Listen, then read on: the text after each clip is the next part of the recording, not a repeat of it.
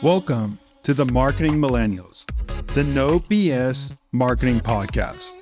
I'm Daniel Murray, and join me for unfiltered conversations with the brains behind marketing's coolest companies. The one request I tell our guests, stories or it didn't happen. Get ready to turn the up. That was the unlock that we really kind of hit on after we got this operating model set up from a strategy standpoint. We're like, oh, wow, we're the greatest sports brand in the world. We thought at the time at Adidas, and we're like, that's how we looked at ourselves. So we made great sports product. But then when we took a step back and we really understood the consumer, it's like we understood that the culture of sport wasn't stopping for these people when they left the pitch or they left the court or they left the field. It was going into the streets and the hallways and the music venues. It was just a different side of our consumer. All right, so if you're a fan of the show, you probably know what a huge fan I am of using webinars for community building.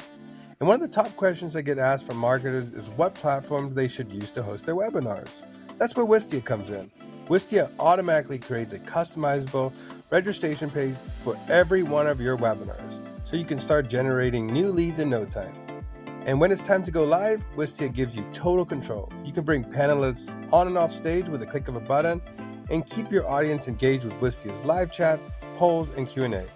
Plus, performance tracking is a total breeze thanks to Liedtke's easy sync with HubSpot, Adobe Marketo Engage, and Pardot.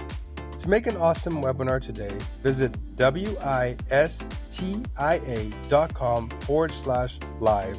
That's wistia.com/live.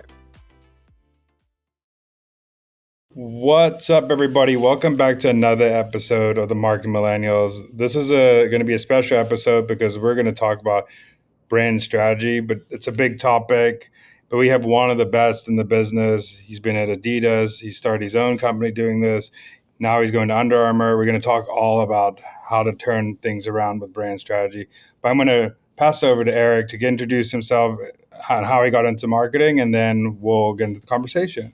What's up, Eric? How you doing, Daniel? Good to be here. Hi, everybody. My name's Eric Liedtke, and happy to be on the Marketing Millennial podcast to try to share some experiences. First, I want to kick it off to you and just let you give a quick background of how you got into marketing, how you rose in your career, and then we could talk about the next brand strategy after. Yeah, absolutely. So. Thanks. A little bit about me. I'm a Pittsburgh kid. Went to school at University of Wisconsin-Madison. Go Badgers! And found myself in advertising in Detroit for Cadillac.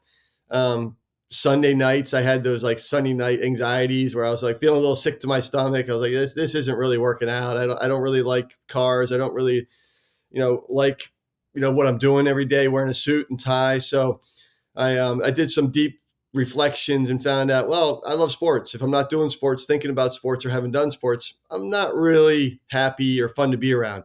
So got into my, friend network and found my way working for Adidas back in, early, mid-90s, 1994, I started Adidas. And from there, I did anything. I started next to the mailroom. A position called sweeper, which basically I wasn't sweeping floors, but I was doing everything. But it's kind of like cleaning anything I needed to do to set my career up. Had some success, started growing through the organization. Did about 13 years in different positions in the U.S. from sweeper to category manager to senior category manager to I'm head of brand marketing, head of footwear marketing for America.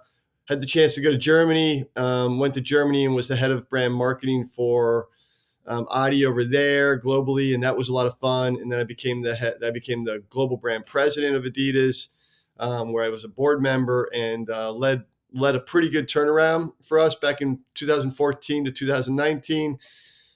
Focused on all sorts of cool stuff we can dive into if you like. Left at the end of 19 to start my own company around plants and minerals, so eliminating all hazardous waste from textiles, which was super rewarding. And we just got bought by Under Armour about 45 days ago. And so now I'm heading up brand strategy for Under Armour and hoping to help them be a better Under Armour. So that's my elevator pitch on who I am. I went pretty fast and covered a lot of territories, but I'm happy to dive into some of the good parts. Yeah, I want to kick it off because you said you led a turnover of the brand at Adidas. So, what was the process like to do that? What did you do to turn Adidas around? Yeah, I think first of all, Dan, let's set up the context. So 2013, 2014, Adidas had given 2 profit warnings, which means basically they had to revise their outlook down to the investment community. That crashed their share price. The share price was down around the high 40s, low 50s when it comes to, it came down from probably the 150 mark. So a lot of people were losing money. Investors weren't happy. Media was making fun of us. Competitors were calling us stupid. And we were in some trouble. So the business was down, the share price was down, the market cap was down. The CEO at the time turned to me and said, "Okay, Eric, we're putting you up as the brand president." And he said, "You need to reset the brand and get us going again." And so with that, we kind of got to work on 3 basic building blocks of what I think are fundamental to turning around a brand. And I think the first one is looking at your operating model.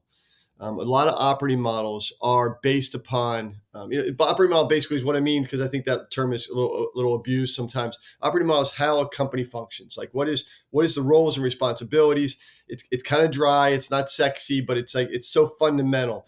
And so what we established at Adi was we need to set up. We were very function driven. And when you look at a function driven, when you say functions, you're talking about sales, or you're talking about design, or you're talking about sports marketing, or you're talking about brand marketing, or sports, different areas like that. And the fact of the matter is, when you're set up by functions like that, there's no one that's empowered to win the consumer. There's no one at the end of the day that says, "I need to win the runner. I need to win the basketball player. I need to win the football player." And so what we changed was we changed from a function driven model to a sport led model, and we put general managers on top of every sport. So we gave them the 4 buckets, if you will, of marketing, which is product, product design, product marketing, brand marketing, sports marketing, and distribution. And when individuals can run and own those 4 buckets of commercial success, if you will, then they can be held accountable. And that's the operating model we wanted. We wanted the hard lines to be like, hey, your job is to win the running consumer. Your job is to win the football player. And so what you end up having is these distinct individual business units that are run by a general manager that's fully empowered to win the consumer. You've lowered the escalation levels in the company from the C-suite down into a general manager area where that people are empowered to move fast. And you've basically set in motion that winning brands lead to world-class financials. World-class financials do not lead to winning brands. So you have to kind of have these fundamental building blocks in your operating model. And you kept that all tied together as one brand, because the fear is then, okay, the running person's going to go and make really cool running stuff, but it's going to leave the brand ethos. The basketball person is going to make their own stuff, which is disconnected from the running. The football guys are going to do the same thing. So you need to make sure that they're tied together by one brand. So in the matrix organization, you have general managers owning the vertical responsibility, and you have the horizontal creative director or brand managers or brand president that's kind of tying it all together, making sure it still feels like one brand. And that's a bit of an art and it's a bit of a science, and it's a bit of a dance between the two. But you have to have a fundamental operating model in place. And I went kind of deep there because Daniel told me that you guys wanted to hear something deep on this stuff. So I apologize if the readers got bored with that kind of explanation. But operating model is the first thing you need to change. The second thing, now that we figured out how we're going to operate, is what we're going to operate against. And that's called a strategic business plan. And the SVP is something that you spend a lot of time writing. It's either a 3-year horizon or a 5-year horizon. And that tells you very specifically what the roles of the categories are to winning. Which one's the authenticator, which one's the growth one, which one's the maintain one. So what's the relationship between basketball and running and training and sportswear, and how they interplay between the two, and how working budget gets distributed between them, how athletes get acquired to sell. If you're going to have a Stephen Curry, Well, that's great. You sell a lot of Stephen Curry product, but then he's got to help also sell sportswear, running, and training, because those are the commercial categories. So it's that interplay between the basketball category authenticating the brand and the other brands and the other categories commercializing that opportunity. So that's fundamental things to say. What are the roles of categories? What are the roles of your markets? What's the role that U.S. plays versus Europe versus China versus, what's the role of your distribution channels? How do you really play that through, as far as like, well, how are you going to use Dick's Sporting Goods versus a Kohl's versus a Bass Pro versus, there's all sorts of different distribution channels. What are the choices you're making between those different channels, from a product segmentation standpoint, to a pricing segmentation, to a communication standpoint? So that's what I mean by strategic business plans, really getting all of those things on paper, having those rich debates, up front, so that when you make decisions as a strategic team, again, you can give that to the general managers and they can just run that playbook. So the strategic business plan is really, what is your offensive scheme, if you want to use football talk? Like, what is your style? And then the third leg of that stool, from operating model to strategy, is really the culture. And culture is a funny thing. A lot of people don't understand the value of it, but culture is like how you behave. And there's so many toxic cultures and so many companies that I've experienced. It's very undervalued when you come to evaluating a company. But I know some really smart investors that really look through a hypothesis or a thesis of what's the culture like at that company. Because if the culture is toxic, there's no way, no matter how good a company is, it's not going to work. If the culture is a creative culture that celebrates feedback culture, that celebrates collaboration, and these are hard things to do and teach, but they need to be lived every day through behaviors, then you're going to have a much more successful creative company. So it's really the interplay of those three things: your operating model, how you operate, the strategic plan, what you operate against, and the culture is how you behave. I mean, going back to like your point number one of the operating model, but if you just dissect it into like the simplest form, is you wanted each operator to learn that distinct customer to the T, instead of having one person learning 18 different customers. Yeah, I It's so think. much harder Yeah, to I learn. think. I think when you're set up as a function-oriented company, from a function-led company in the matrix, you don't have the fidelity of frontline information. You're not, when you have people running individual sport business units, like they're like little companies, right? They then are responsible for being on the ground. Like, you played football at Cincinnati, they're on that sideline. They're understanding what the football player needs when he trains, when he's recovering, and when he's playing. And you're building product that is oriented towards that. So we talked about, like, your experience growing up in high school was very much Under Armour was on. That was the cool thing. It was because Under Armour tapped into to the to the to the insights of football. Like when they came out with that commercial, click clack, we think you hear us coming. It was a very unique insight to football culture that you only get from being on the front line. Because it was like, the sound the cleats make as they're walking across the cement, going to the pitch or going to the field. It's like, that was a very unique insight, but that only comes when you have people on the front line accountable for that front line. Does that make sense? Yeah, it totally makes sense, and it also, you understanding a customer you have to actually be in the community or at the place where they are, like meeting them where they actually are and actually dissecting those things. Unless you can hire someone who was a former football player or a former like soccer player that can give those insights to that team. Yeah, but Uh, those are always going to be dated, right? So we can yeah, always hire former athletes, but those former athletes are going to look through the lens of their glory days. So it's about really empowering people to be on the front line each and every day, because the consumers are changing. The Gen X consumer is different than the millennial consumer, than the Gen Z, and they're different than the Gen A. So everybody has different stress points, insights, and things they care about. So and that was the unlock that we really kind of hit on after we got this operating model set up from a strategy standpoint. We're like, oh wow, we're the greatest sports brand in the world. We thought at the time at Adidas, and we're like, that's how we looked at ourselves. So we made great sports product. But then when we took a step back and we really understood the consumer, it's like we understood that the culture of sport wasn't stopping for these people when they left the pitch or they left the court or they left the field. It was going into the streets and the hallways and the music venues. So now we introduced, oh wow, let's do something really radical with Kanye West, and let's do some things really cool around these things where we could celebrate the culture of sport, because it was just a different side of our consumer. And then that business blew up, right? So like now we've got this great stuff going on from a sports standpoint. Now we've got this life aspect that's going on. And those insights only come from being on the front line each and every day to understand those things. But because we had an operating model set up for that, we were able to really tap into those consumer, trends, if you will. And then the third thing that came on was we were talking to kids a lot. We were talking to consumers a lot from a brand and from a category standpoint.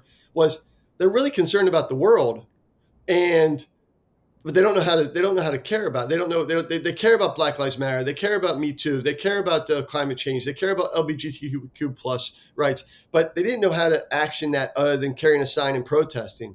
So we said, all right, how can we help through sport, make the world a better place? And so we then tapped into, creating product out of ocean plastic waste. And that product, that area just took off. And when we started doing things around that, I presented the first ever ocean plastic shoe at the United Nations General Assembly in 2015. And that post went as far and as wide as anything we did with Kanye or Lionel Messi. And it's like, oh my God, now we've got three aspects to the strategy that we're balancing from our consumer insights that we can drive down each of the categories. And it was very successful.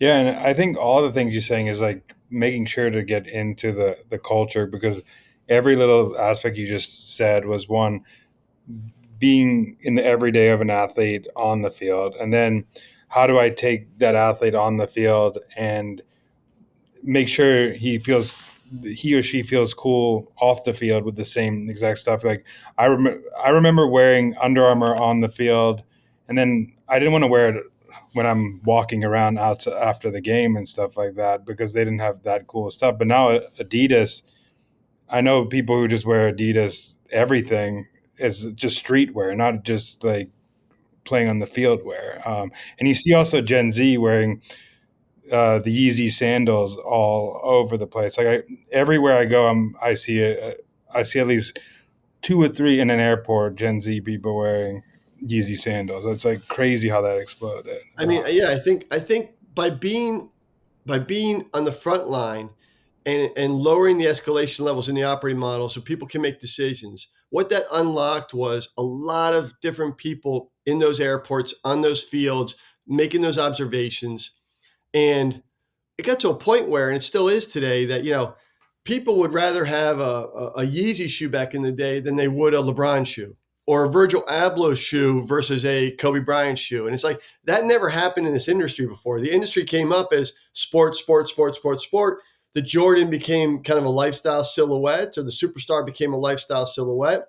But then when we pivoted and said, no, I think we can use the culture of sport to drive signature product as well, but not from an athlete standpoint, that stuff blew up. The Virgil Abloh stuff, the Travis Scott stuff, the Kanye West stuff. It's like all of a sudden those products became more valuable, more desirable than anything that the signature athletes were doing anymore, which is really different from the Deion days, the Bo Nose days, the Michael Jordan days, LeBron. So now you've got this balance of sport, signature athletes suits, and influencer entertainers, artists' signature shoes. And what we then introduced was the third pillar, which was sustainably, created signature shoes. So you've got this, again, because we were close to the consumer on those front lines, taking that insights, acting with kind of like this founder mentality through the GM model, you were able to really unpack each one of those and create multi-billion-dollar businesses out of them. And that's what led to the 8 billion turnaround in 6 years at Adi when I was there. I love hosting webinars. Seriously, they're one of the best marketing tools to take advantage of. Level up your marketing game with Wistia's all-in-one webinar platform. Whether you've got tons of experience hosting webinars or none at all, Wistia makes it easy to create, host, market, and analyze your webinars. It's seriously foolproof. Go to wistia.com/live to start generating and nurturing leads with webinars. That's wistia.com/live. I want to turn it a little bit now. So you made this turnaround. You were in Adidas for a lot of years. Now you're at Under Armour. Under Armour, like I said before, used to be the cool football. Now it's hard to get people in Gen Z to wear Under Armour to play on. So how are you going to lead the brand turnaround? How do you think about it differently than you did at Adidas versus like, what are you going to do the same as you did? Yeah, it's early days. I've only been with UA now for 30 days, but I would say like the playbook is the playbook. I mean, I think the principles to stay the same is like, how do you look at the operating model? Okay, that's going to be. I think it was very clear. I think that's the operating model that I think successful companies run regardless. You know, you can look at VF and you can look at Nike and you can look at Lululemon, and I think there's similarities across that. That's no secret to the operating model I talked about. Some are going to be function driven. I believe in being consumer driven. Those are decisions that everyone needs to make as far as how they set up. Strategy is the big difference between brands. You have to honor where the brand comes from and where the brand is going. I think the reason why Kevin Plank, the CEO of Under Armour and founder, the reason why he decided to buy my company called Unless is because he founded his company through a material revolution. Like he created base layer, right? The name of the company is Under Armour, and we celebrate that each and every day because we are an apparel first company. And I think he saw what we were building with Unless as the future of apparel creations, but by making things not through polyester, not through petroleum, not through plastics, but through holistic products that come from natural elements like cellulose type feedstock and minerals. So plants and minerals is what we make stuff out of Unless. So that combination of the future of material innovation combined with the past of material innovation makes a nice marriage. Having said that, you know, we've got some work to do in the meantime to clean ourselves up and make ourselves more desirable. That's, you know, what we're in the middle of really stressing, which is what is our strategy? What is our 3 to 5 year plan? How are we going to operate against the operating model that we're installing, and then setting the culture? So I think it's still the same 3 legs. I mean, I hope we can be as successful as I was at my last stop, but I think the playbook is there. It's the nuances of how you create it, you know, bespoke to your brand. I think this is a 3-legged stool that works for any industry in any company, any size of company. You just have to like apply it to your brand and your special sauce, if you will, while always being in tune with the consumer. I want to go a little bit into the strategy part of it, of like, so you say 3 to 5 year strategy. What are like the first couple of things you look at when starting to build that 3 to 5 year strategy? I think okay, every brand needs a mission. Like, what do you stand for? Like, you know, it's like, and I think you have to get into really 3 or 4 fundamental building blocks. What is your mission? What is your positioning? What is your values? So really getting into, you know, so really it's just, if I was a journalism guy, so I always go back to the who, what, where, why, when, and how. So you go back to the basic questions of any article or what you're trying to answer. So who are we? What are we trying to do? Why do we exist? You know, and where are we going to do it? So like the strategy needs to answer all those different questions. So it starts with identifying who we are and making sure you're clear. It's got a product market fit that makes sense, that you can establish that in the wild, if you will, as you go in front of consumers. And then it needs to be really well owned by your employee base. And so everyone's clear about why we're here, what we're trying to do, how we're trying to do it. You set those building blocks up. Then you say, okay, who's our target consumer? You know, like, you know, is it, you know, you can't just say it's everybody. It's like, what is the consumer you're really trying to dial into? It doesn't have to be an exclusive strategy. It should be a very much an inclusive strategy, but it needs to have a tip of the spear of like, this is the consumer, this is our muse that we really want to win tomorrow. And then how does that play down into other consumer groups? But being very lasered in, and the more specific, the better. I'm a big believer that you can create, design, engineer against any concept, against any problem, but you have to have a very clear brief of what you're trying to do. So the more you understand your consumer, the more you understand the pain points of your consumer, the better your designers, engineers, creators, and innovators can solve those problems, those pain points, to make a more captivating product for them. So you got to be really dialed into the consumer and understand, again, who that consumer is and what are their likes, dislikes, friction points, pain points, and really getting into the details. And it doesn't always have to be a quantitative research. It can, because that's very expensive. It can be just qualitative. Just go talk to people, go understand what's going on in their lives, go understand, especially in your category, what are the opportunities and what are the risks and what are the pains.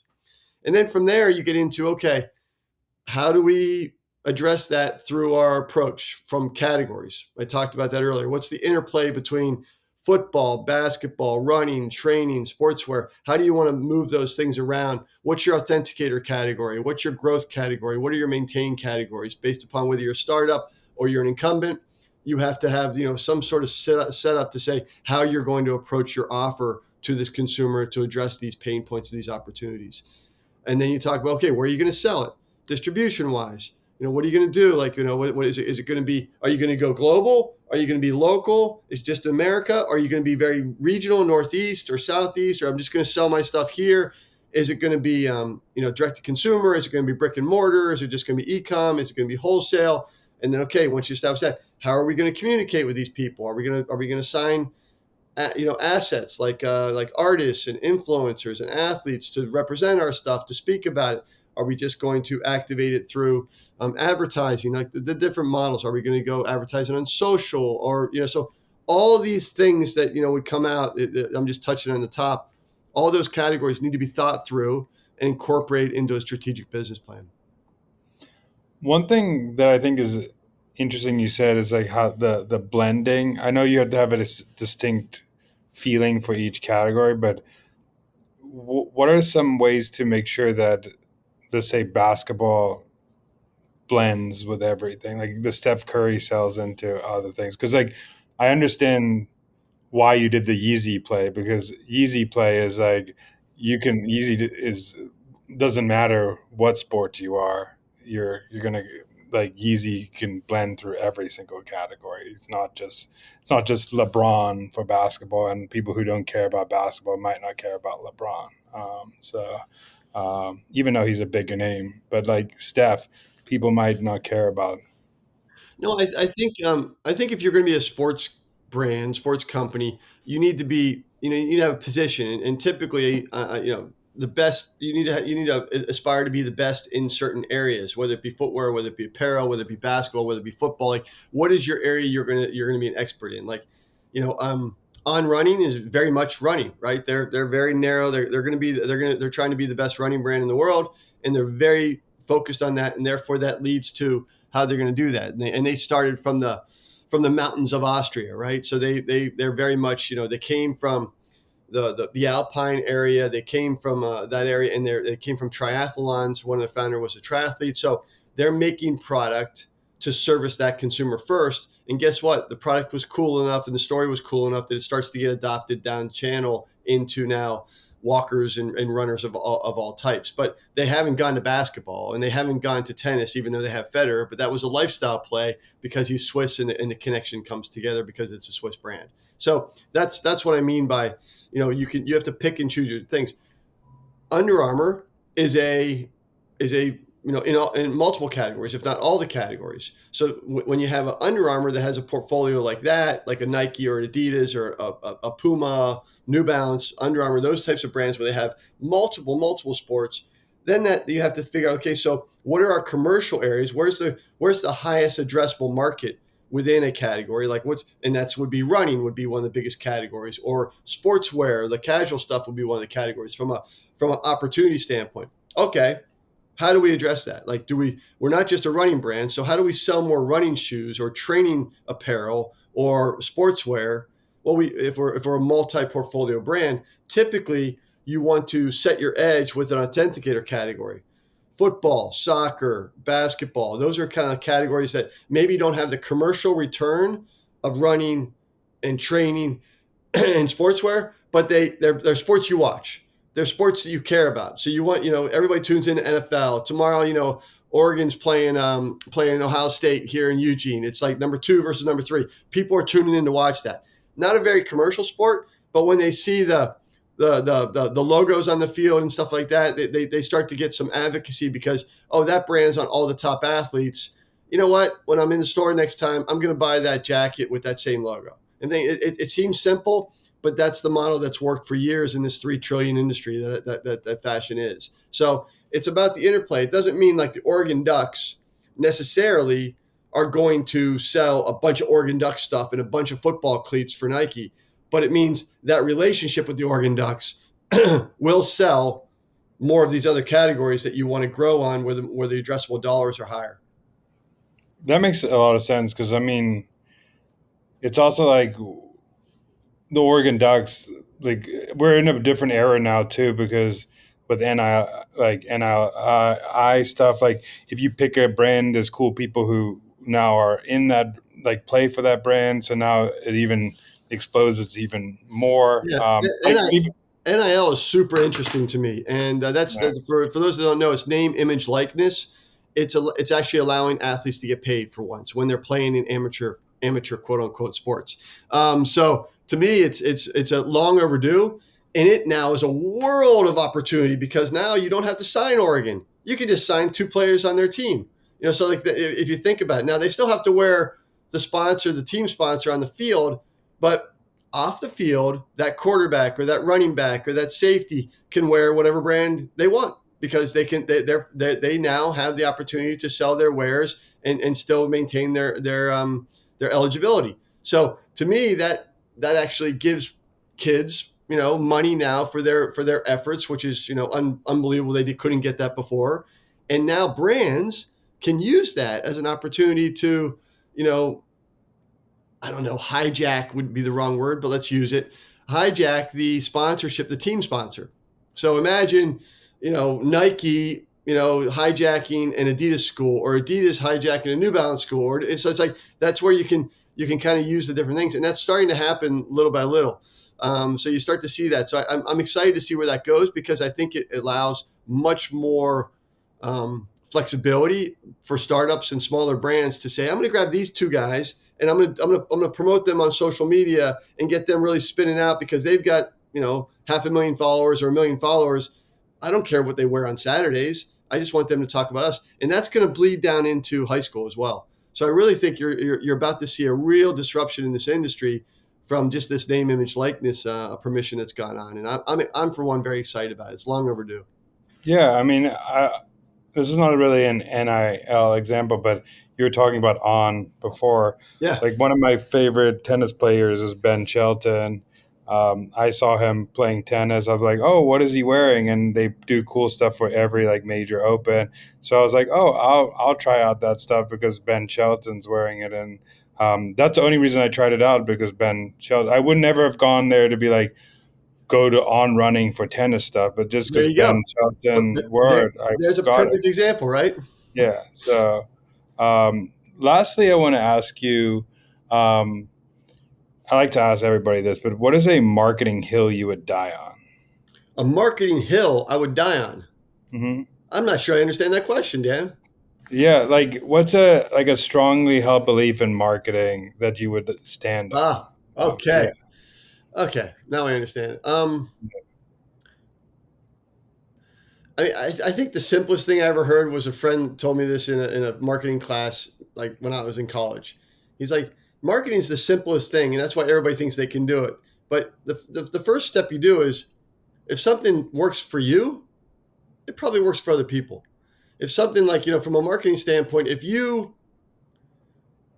something resonates with you, trust yourself that that's probably going to resonate with other people. So trust, it's a long way of saying trust your gut.